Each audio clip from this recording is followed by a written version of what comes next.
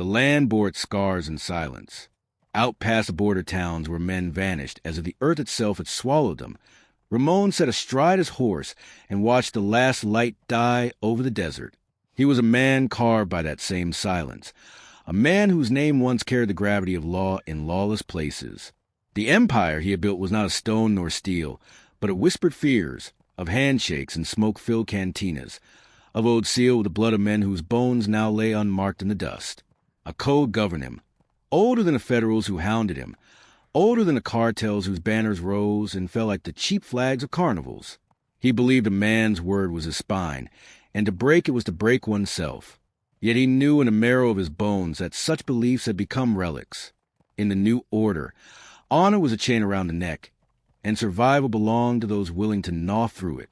He had not slept well in weeks. In the half-light of dawn he would rise to the mutterings of lieutenants, men who once bowed their heads but now avoided his eyes. Shipments had vanished. A convoy intercepted near Chihuahua, its drivers butchered and left along the highway like offerings to carry in birds. The Federals grew bolder, their checkpoints strung across the desert like snares. Rumors reached him to the grapevine of brokers and fixers. Someone within his own circle had been feeding maps, schedules, the very lifeblood of his enterprise to men who were not his men. Ramon felt the walls narrowing, though there were no walls, only open desert and the wide sky. Legacy, he told himself, was not measured by what vultures picked apart. Legacy endured, or was nothing. At night the desert spoke in tongues he understood. Coyotes howled their laughter at the edges of campfires, and the wind carried grit that whispered like the dead. He walked the camps like a ghost among his own men. In their laughter he heard derision, in their silence conspiracy. His code forbade him to accuse without proof. For a man who drew steel on mere suspicion was little more than a beast.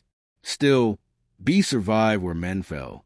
He told himself he would not be such a man, and yet the weight of every passing hour pressed him closer to that precipice. He thought of his father, who had died in chains rather than bend his oath to a governor's bribe. A fool, Ramon thought, though a fool with honor. He spat into the fire and turned his eyes to the horizon, where the moon bled its light over the jagged ridges. The desert bred mirages of trust. He knew it. Still he carried his suspicions as a man carries his last water flask, guarding each drop. When dawn broke one morning, he entered the quarters of Hernan, his right hand, a man whose loyalty had been iron since the days of their youth. Hernan had fought beside him in the caverns of Juarez, had buried men alive with him under collapsing shafts, had once carried Ramon bleeding across 3 days of desert after a failed run. To question Hernan was to question his own blood, yet whispers had named him. Ramon's hand shook not when he lifted the lid of the small cedar chest at the foot of Hernan's cot, but when he saw what lay within. A leather satchel, worn at the corners, filled not with currency or contraband but with papers. Forged documents, passports bearing Hernan's likeness under false names, stamps of countries Ramon had never dealt with, identities layered upon identities, like snakes shedding skins. The sight chilled him more than the desert nights. Ramon closed the chest and sat in the dark, the papers pressed to his chest as if they were a newborn child. He thought of Hernan's laughter, the way he would recite old corridos after too much mezcal. He thought of the blood they had shed together, the graves dug in silence under moonlight. A man could forgive debts, betrayals of flesh or of coin, but forged names were an abomination. To wear another man's face was to spit upon the code. Ramon sat there until the dawn stretched long shadows through the doorway, the weight of his empire pressing down upon him like the very stones of the earth. He wondered if Hernan had betrayed him outright, or if Hernan only prepared his escape from the crumbling edifice. In either case, the code demanded reckoning. When Hernan entered the tent at sun's height, Ramon did not raise his voice. He asked nothing, spoke nothing of what he had seen. The man greeted him with warmth, spoke of supply lines, of new routes through the Sierra. Ramon listened, his eyes lingering on the sweat beating at Hernan's temple, the way his hand twitched when it touched the brim of his hat. The words of the code swam in Ramon's mind like fish in a dying stream. A man's word is his spine. Yet here was a man who had birthed new names, names that walked without his word. Ramon dismissed him with a nod and returned to the papers, each one a knife poised above his back.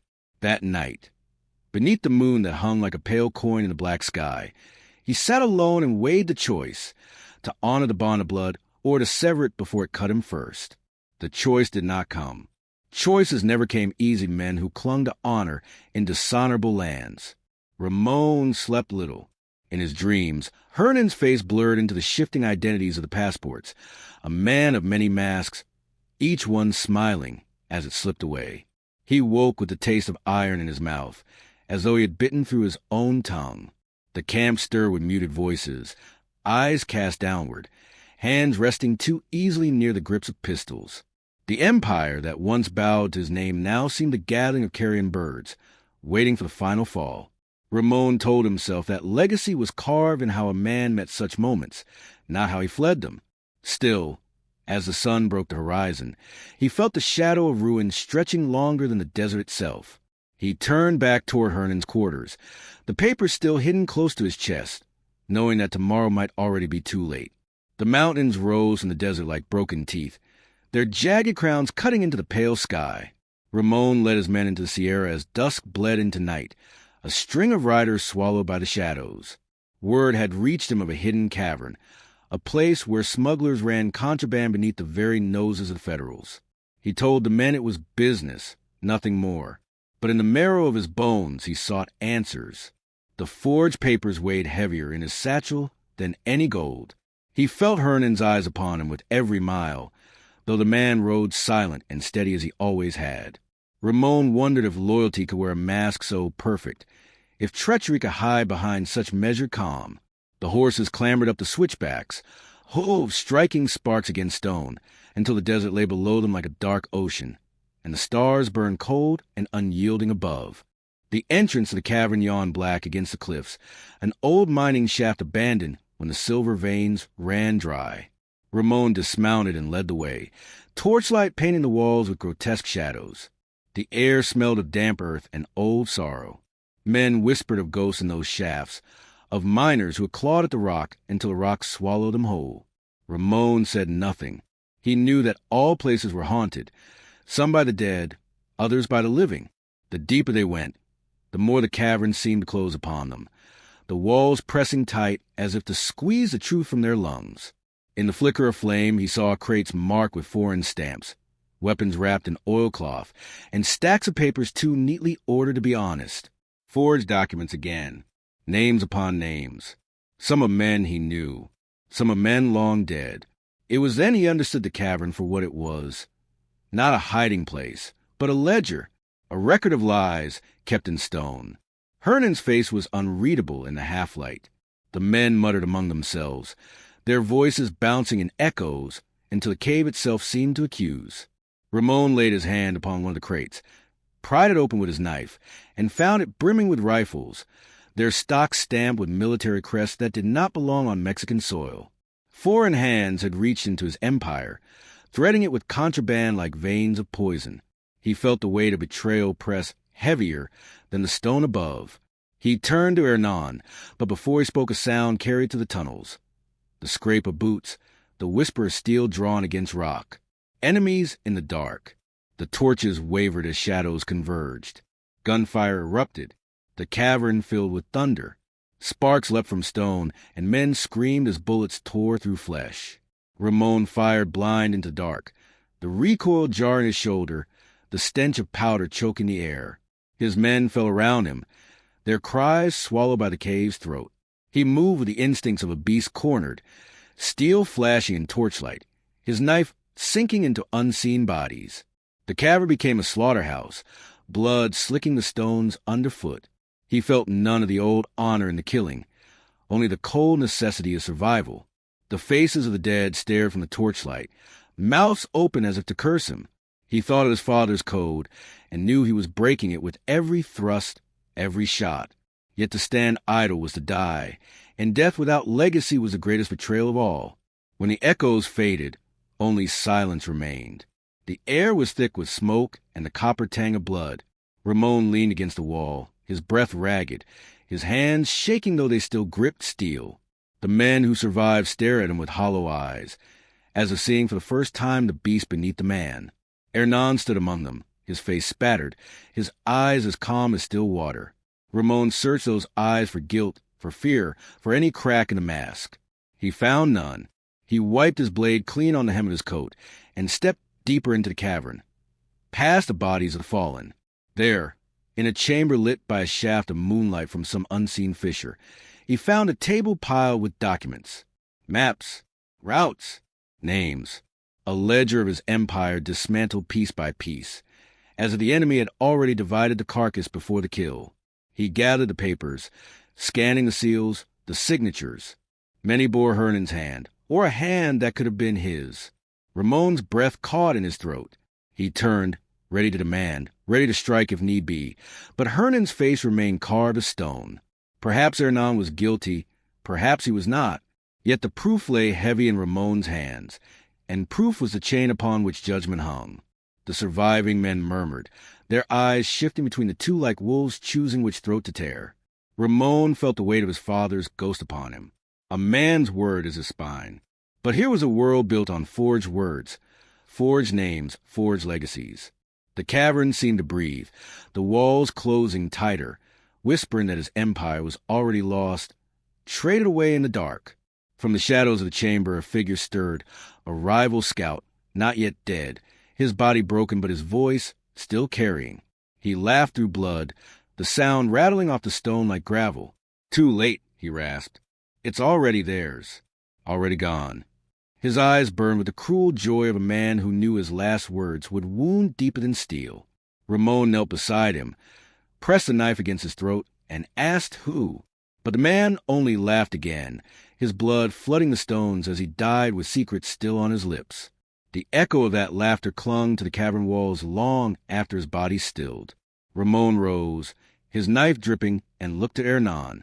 In his silence, in his calm, Ramon saw no answers, only the widening gulf between the man he had been and the beast the world demanded him to become. The moon hung cold and high when Ramon left the Sierra behind. What men remained to him were few and silent, shadows against the scrubland. They rode with the smell of blood still clinging to them, and the cavern's echoes haunted their ears. The papers Ramon carried in his saddlebag felt heavier than the rifles lashed to the pack mules. At the foot of the trail he found a borderland open before him, vast and merciless. He knew every ridge and arroyo, every dry wash where men had hidden from the eyes of Federals, every canyon where the bones of the desperate still lay whitening in the sun. Yet tonight those paths seemed foreign, like a map written in a language he had once spoken but no longer understood. His horse breathed hard beneath him, and he thought of the animals that collapsed on these same trails, forgotten as soon as their burden ended. A man's empire, he told himself, was no sturdier. The Federals had set snares across the crossings. Ramon knew this, for the whispers of fixers had carried tales of checkpoints hidden like snares in the brush. Still he rode, because the standstill was to be swallowed by the dust of his own ruin. With him traveled Hernan, silent and steady, and behind him 3 others whose eyes darted like dogs scenting the air. Among them was the boy, barely grown, mute from birth, or so they said, his dark eyes watching the world with a calm that unsettled men twice his age. Ramon had never chosen the boy. He had simply found him tethered to the band as if fate had placed him there. At first he thought him a mule handler, a servant meant to carry water and little else. But now he saw the boy carried more than water. In his satchel were papers, too neatly bound to belong to one so young. Ramon had glimpsed them in the cavern's light, pages sealed and stamped with foreign crests. He had said nothing. Not yet. The desert night was a cruel accomplice. The stars revealed every rider, every plume of dust, yet the shadows concealed knives and rifles all the same. They moved slow, for haste drew eyes, and every hour Ramon listened for the whistle of patrol, the bark of rifles, the sudden flood of light from a fader-rail lantern. His father had taught him these crossings when he was a boy, when the world was still ruled by men of word and not men of forged names.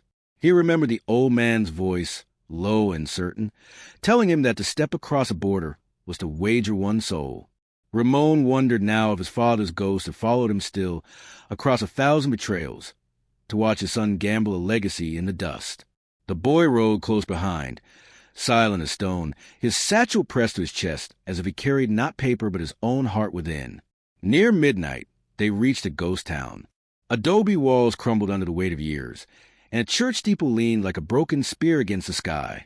Ramon led the men into the ruins, the horses stamping nervously in the hollow streets. Wind moaned through empty doorways, carrying with it the stench of dust and old death. Here men had lived, traded, prayed, and died, and the desert had taken them back without ceremony. Ramon dismounted, scanning the shadows, hand on the butt of his revolver. His men spread to the ruins, their footsteps crunching over bone and glass. Hernan's face was unreadable as ever, though his eyes lingered too long on the boy. Ramon felt the current shift, suspicion binding them tighter than any rope. He wondered if Hernan saw what he had seen, if he knew the boy carried papers that could get an empire. Sleep was a stranger in that place. Ramon kept watch beside the crumbled walls, the moon casting pale light across the courtyard where the horses shifted uneasily. His mind replayed the cavern, the crates, the rifles, the ledgers written in forged hands. He thought of the rivals' dying words, already theirs. Whose? Federals? Rivals? Men beyond the border with coffers deep enough to buy loyalty wholesale? The boy stirred in the shadows, clutching his satchel tighter, as if he feared Ramon's gaze. Ramon rose, stepped across the dust, and crouched beside him. The boy looked up, eyes wide but unafraid. Ramon reached for the satchel, but the boy's hands clutched it like claws. For a moment Ramon considered tearing it free, but something in the boy's silence held him. Not defiance, but something older, like trust misplaced or trust demanded. Ramon withdrew his hand, unsettled by how much power silence could hold. The night deepened, and whispers spread among the men. Ramon heard them speaking in low voices, words drifting like smoke. Forged names, betrayal, the end of things. He sat apart, his revolver resting across his knees, and knew the circle of loyalty had frayed beyond mending. Every eye that turned toward him weighed whether to follow or to flee. He thought of Hernan and the chest filled with false lives. He thought of the boy and the documents bound in his satchel. Legacy or ruin, both lay within arm's reach, and yet neither could be grasped without blood. The church bell, long rusted, groaned in the wind, a sound like a grave being opened. Ramon closed his eyes and wondered if redemption could be found in such places, or if the desert had already claimed his soul. At dawn the riders stirred, their faces gray with exhaustion. The boy still clutched the satchel, his eyes fixed on Ramon as if waiting for judgment. Ramon saddled his horse in silence, the sun casting long shadows over the ruins. He told himself the border lay just beyond, though in truth the border was not a line upon the land, but a line within a man's own blood. To cross it was to become something else. He looked to Hernan, who met his gaze without flinching. Then he looked at the boy, whose silence spoke louder than all the whispers. As they rode out, the wind carried dust through the broken streets, erasing their tracks before they had vanished from sight. Ramon felt the weight of the satchel like a noose about his neck, and he knew the papers within would decide not only his empire, but his very name. The sun was already cruel when they crossed the dry wash and found the plains stretching endless before them. Heat shimmered off the rocks like smoke, and the horses labored under the weight of men who trusted nothing, not even the ground beneath them. Ramon felt the silence among his riders deepen into something darker than caution. Suspicion clung to them like dust. Every gesture carried menace. Every glance lingered too long. He rode at the front, Hernan at his side, the boy trailing close behind. The satchel never left the boy's grip, and Ramon felt it pulling at him as though it were an anchor chained to his chest. He knew the papers inside could brand him fugitive or resurrect him as something more. But the boy's silence unnerved him most, the way he rode without fear, as though he already knew which fate would come. By midday they reached a dry canyon, walls sheer and sun-baked. Ramon called a halt, but his order was not met with the obedience it once commanded. The men looked to Hernan as often as they looked to him. Ramon saw it and felt his stomach twist with a slow poison of doubt. He tested them with questions, with tasks meant to reveal where loyalty still lay. One he sent to scout the ridge and never returned. Another he asked to guard the mules, and when Ramon circled back, he found the man rifling through his saddlebag. He slit the thief's throat without a word, the body falling into the dust with a sigh. The others watched, eyes wide. In that silence Ramon heard the last remnants of his father's code crumbling. A man's word is his spine. Yet here words meant nothing. Only steel and fear kept the circle from breaking outright. That night they camped in the canyon floor, firelight painting the stone walls with restless shadows. Ramon sat apart, his revolver laid across his knees. He thought of his father dying in chains, of honor as an heirloom worn thin with use. His empire had been built upon it, but now it tottered, hollowed out by forged identities and bought allegiances. Hernan approached the fire, the glow sharpening his face into something unreadable. Ramon asked him of the papers in the boy's satchel, but Hernan gave only silence, a silence so steady it was either innocence or the deepest guilt. The boy slept with the satchel pressed to his chest, and Ramon wondered what truth it held that kept him alive while stronger men had died for less. The canyon wind moaned overhead, carried with it the scent of ash, as if the desert itself prepared to bury them all. In the small hours, when the fire was ash and the stars cold, Ramon could bear it no longer. He rose, crossed the camp, and knelt beside the boy. Slowly, carefully, he pulled the satchel free. The boy stirred but did not resist. Ramon opened it beneath the starlight. Inside he found papers bound in leather, stamped with seals that shimmered faintly in the moonlight. Birth records, certificates, passports. One bore his own name, but it was not his handwriting, not his history. It spoke of another younger, carrying Ramon's blood but hidden under forged names. A son, an heir. The realization struck him like a blade to the heart. Hernan had hidden it, perhaps even shielded it, weaving false identities not to betray, but to protect. Ramon felt the ground shift beneath him. The empire's ruin entwined with a legacy he had never known existed. He closed the satchel and returned it to the boy's chest. The boy's eyes opened then, wide and unblinking, and Ramon saw no fear there, only knowledge, as though the silence had guarded this truth all along. He turned away, his hands trembling. At dawn he faced his men, their eyes hollow with hunger and suspicion. The Federals drew closer with each passing hour, their patrols like wolves circling carrion. Allies had fled, stronghold had fallen, and whispers carried faster than the wind. Ramon spoke of loyalty of blood, but his words rang thin against the canyon walls. He saw in their faces. Honor no longer held them. Survival did. They looked to Hernan, to the boy, even to one another, but less and less to him. The border itself seemed to mock him now, a lie not a lamb but faith, and faith had fled these men long ago. The raids began that evening. Federals descended upon one of his warehouses in the north, burning it to ash. A convoy was ambushed on the old highway. The drivers crucified against the guardrails as a warning. Messages reached the camp from broken couriers, their words ragged with fear. The empire was falling, torn apart by hands unseen. Ramon listened in silence, the canyon walls echoing the reports like a dirge. He knew now that the forged papers were not merely betrayal but prophecy, showing a world already remade without him. His men grew restless, blades drawn in whispered arguments, and he felt the circle narrowing around him. In the glow of the last fire, Ramon thought of his father's code and knew he had already broken it. Honor had given way to paranoia, and paranoia had driven him to murder his own faith. He wondered if redemption could exist beyond such ruin. When night fell, Hernan stood before him, hand upon his revolver, the boy at his side.